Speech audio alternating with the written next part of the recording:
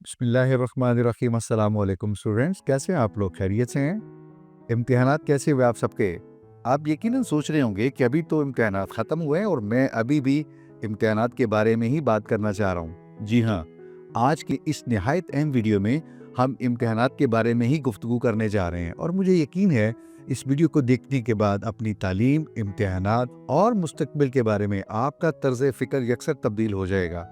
और यकीन कीजिए, अगर ऐसा आपने सोच लिया, फैसला कर लिया और अपनी ज़िंदगी में कुछ तब्दीलियां कर ली, तो आप इत्मीनान रखिएगा, यकीनन कामयाबी आपका मुकद्दर होगी। ठीक है, सक्सेस विल बी योर्स इंशाअल्लाह। तो चलिए फिर आज के वीडियो को क्विकली शुरू करते हैं। आपने कभी सोचा है कि हमारे इम्तिहानात होते ही क्यों हैं? सोचिए आप ज़रा। ओके, मैं आपको एक सही सच्ची कहानी सुनाता हूँ। मेरे एक मेंटोर हैं, एक बहुत बड़ा नाम है पाकिस्तान में, मैं नाम नहीं लेना चाह रहा। तो कहने लगे कि हमारे उस्ताद क्लास में आए और उन्होंने क्लास में आके कहा कि आज सबक शुरू करने से पहले आप मुझे एक बात का जवाब दीजिए। कहने लगे, हम सब बिल्कुल मुतवज्जे हो गए। तो उन्होंने पूछा कि आप बताइए कि आखिर ये इम्तिहानात क्यों होते हैं? तो किसी ने कुछ बताया, किसी ने कुछ बताया। अलबत्ता कि हमने सब लोगों ने जो जो जवाब दे सकते थे वो अपनी दानिश के मुताबिक, अपनी अक्ल शऊर के मुताबिक जवाब दिया। ये सारी बात सुनने के बाद उस्ताद ने कहा कि आप लोगों ने जितने भी जवाब दिए हैं, असल में तो बात यह है कि इम्तिहानात इनमें से किसी काम के लिए भी नहीं होते। वो कहने लगे, हम बहुत ज्यादा परेशान हो गए। हमें लगा था कि शायद इम्तिहानात इसलिए होते हैं कि हमें अगली जमात में जाना होता है। इदारे ने इस बात का तयन करना होता है कि किसको अगली जमात में भेजा जाए, कौन इस काबिल है कि उसको ग्रेजुएशन सर्टिफिकेट दिया जाए, उसको कोई डिग्री दी जाए, कोई सनद इशू की जाए। लेकिन उस्ताद कह रहे हैं कि इसमें से ऐसी कोई चीज नहीं जिसके लिए इम्तिहानात मुनक्किद किए जाते हैं। तो हमने फिर गुजारिश की उस्ताद से कि बताइए, आप ही बता दीजिए कि आखिर इम्तिहानात किस लिए होते हैं। तो कहने लगे, इम्तिहानात सिर्फ इस मकसद के लिए होते हैं कि आपने अपनी अमली जिंदगी में जाना होता है, तो वहाँ आपको रोज एक नए इम्तिहान का सामना करना पड़ता है। यहाँ स्कूल में आपको उन तमाम इम्तिहानात में जो जिंदगी भर आपने फेस करने होते हैं, जिनका आपने सामना करना होता है, आपकी मशक करवाई जाती है।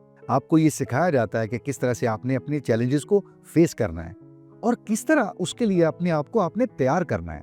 और दूसरी बात, आपने इम्तिहानात इसलिए देने होते हैं कि आपने एक मखसूस मुद्दत के अंदर जो कुछ सीखा होता है, उसको आपने किस तरह उसको अप्लाई करना होता है। So it's all about application what you have acquired over the period of time and also to enable you to face your real life challenges.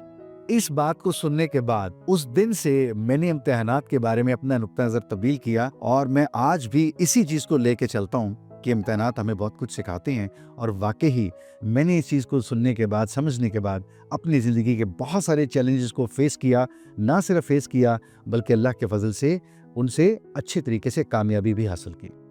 तो चलिए मैं आपसे एक सवाल पूछता हूँ। मैं उस्ताद तो नहीं हूँ, लेकिन मैं आपका एक हम जमाती हूँ, क्लास फेलो हूँ। तो मैं आपसे एक सवाल पूछता हूँ, वो ये कि आप मुझे बताइए कि आपके मैट्रिक में कितने नंबर थे? आप यकीनन कहेंगे 700, 800, 1000 में से। चलिए हम एक एवरेज स्टूडेंट की बात करते हैं, 700 आउट ऑफ 1000 यही हो सकता है। एक मिनट के लिए अगर मैं आपसे कहूं कि आपको अब दोबारा मौका दिया जाए कि आप अपने इम्तिहानात को दोबारा दें, यानी आप मैट्रिक के इम्तिहान में दोबारा बैठें, आपको क्या लगता है अब आपके दोबारा वही नंबर आएंगे जो पहले आए थे? आप यकीनन कहेंगे, नहीं सर, अब तो उतने नहीं आएंगे। अब तो शायद हो सकता है 990 आए 1000 में से, 980 आए, अब तो 700 नहीं आएंगे। मेरा सवाल फिर आपसे ये होगा कि ऐसा क्यों है? 850 आ सकते हैं, 900 आ सकते हैं, लेकिन अब की बार 700 नहीं आएंगे।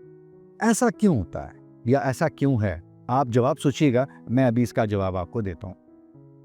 इम्तिहानात के बारे में मैं जो चाहता हूं कि आप कम से कम दो चीजों को अपने जेहन में रखें और आपके जेहन में होनी चाहिए। उसमें से जो सबसे अहम तरीन बात है वो ये है, आपने तैयारी की, आपने कुछ अर्सा पढ़ा और उसके बाद आपने इम्तिहान दिए और आपने ये देखना है कि क्या चीजें ठीक रही, जिसको हम कहते हैं व्हाट वेंट राइट। जिन चीजों में आप कामयाब रहे, वो चाहे छोटी सी कोई चीज क्यों ना हो, आपको अपने आप को इनकरेज करना चाहिए, आपको अपने आप को बकअप करना चाहिए, अपनी हौसला अफजाई करनी चाहिए। आपको उस पे आपको खुश होना चाहिए, उस पे आपको इत्मीनान रखना चाहिए। उन तमाम स्टूडेंट्स के लिए जिन्होंने अच्छी मेहनत की, अच्छा काम किया, सेलिब्रेट करना चाहिए उनको। वो बहुत दुरुस्त रहीं, अच्छी रहीं, सूदमंद रहीं, फायदामंद रहीं, आपने उनको अडॉप्ट किए रखना है। अहम तरीन जो दूसरी चीज है वो ये है, कुछ चीजें ठीक नहीं रही, जिसको हम कहते हैं कि जी व्हाट वेंट रॉन्ग। मिसाल के तौर पे एक स्टूडेंट मुझे कहने लगे कि सर, मैं मैथ का पेपर टाइप कर रहा था और 2 क्वेश्चन रह गए थे। तो उनका व्हाट वेंट रॉन्ग क्या हुआ कि मैंने मैथ टाइप के ऊपर प्रैक्टिस नहीं की हुई थी। ऐसे ही एक और पूछने लगे कि मेरा भी पेपर आता था, उनकी टाइपिंग स्पीड इतनी अच्छी नहीं थी, वर्ड इतना अच्छा नहीं आता था, टूल से फेमिलियरिटी नहीं थी, वीयू टेस्ट एग्जाम सिस्टम से वो प्रोफिशिएंट नहीं थे।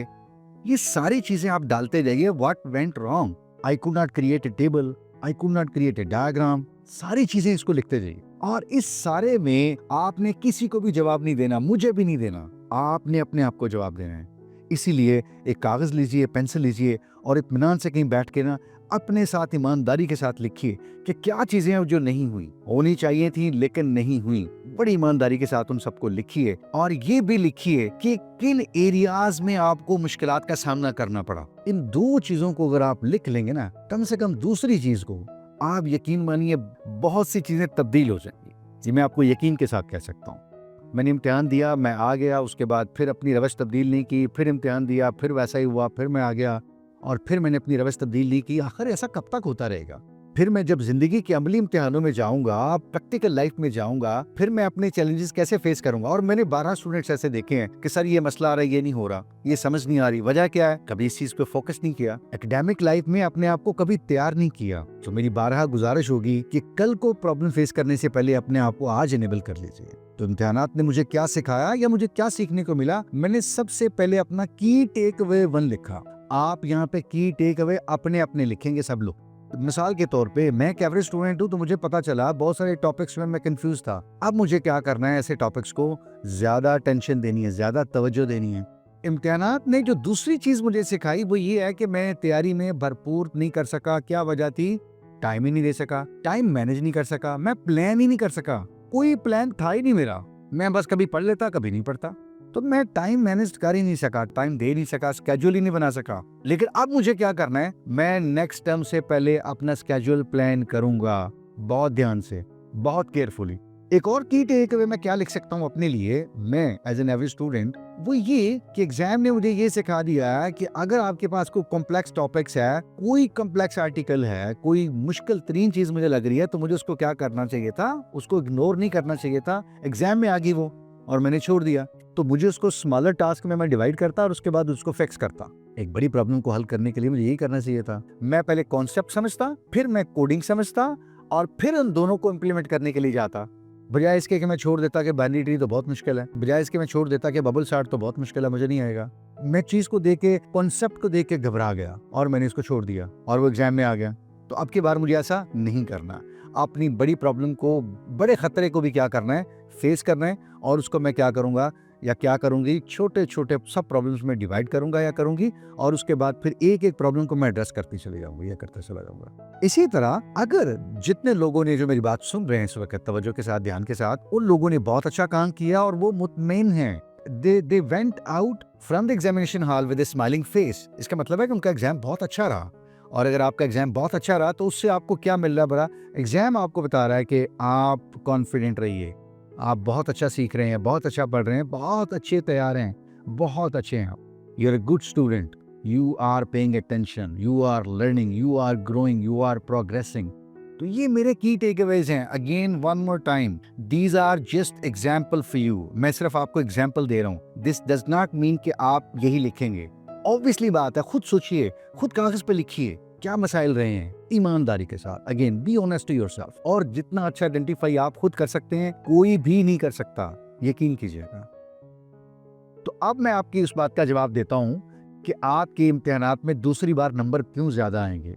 आपने अगर आइडेंटिफाई कर लिया तो बहुत अच्छी बात है, लेकिन उसका जवाब मैं दे देता हूं आपको। इसलिए ऐसा होगा कि पहली बार आप नाकामयाब रहे या उतना कामयाब नहीं हुए जितना आप चाहते थे। अब आपने क्या कर लिया? अपनी गैप्स को आइडेंटिफाई कर लिया और अब अगर दोबारा इम्तिहान दें, यकीनन बहुत अच्छा देंगे। और यही मैं बार बार आपसे कह रहा हूं। एक बार आपने इम्तिहान दिया है, बहुत सारी गलतियां आपने आइडेंटिफाई कर ली हैं। अब अगर आप उनको फिक्स नहीं करते, ये फिर आप गलती करेंगे। तो मैं तवज्जो दिला सकता हूं आपको, ये आपने नहीं करना। आप अगर इस चीज को फिक्स कर लेंगे तो आप कामयाब हैं। कोई बहुत बड़ा फलसफा नहीं है कामयाबी के लिए, याद रखिएगा। यही चीज है, डेमिंग प्रिंसिपल भी यही है, कॉन्टिन्यूस इंप्रूवमेंट। अपने काम को रोज बेहतर करते चले जाइए, आगे बढ़ते चले जाइए। बहुत शुक्रिया, आपने इतना वक्त दिया और उम्मीद करता हूँ इस वीडियो से शायद कोई ना कोई नई चीज, नया रवैया, नई सोच, नई फिक्र आपके लिए, कोई नई चीज, कुछ ना कुछ सीखने को जरूर मिला होगा, मुझे यकीन है। और कंटेंट कैसा लगा, इससे कोई आपको हेल्प मिली हो, कुछ थोड़ा सा आप रीफोकस कर पाए हो, रीएनालाइज कर पाए हो चीज़ों को और रीस्ट्रेटजाइज कर पाए हो, तो ज़रूर बताइएगा। और कोशिश करते रहेंगे हम इंशाल्लाह आपके साथ थोड़ा सा इस तरह का कंटेंट भी शेयर करते रहें, जिससे आप अपनी रोज़मर्रा की चीज़ों में बेहतरी लाते रहें।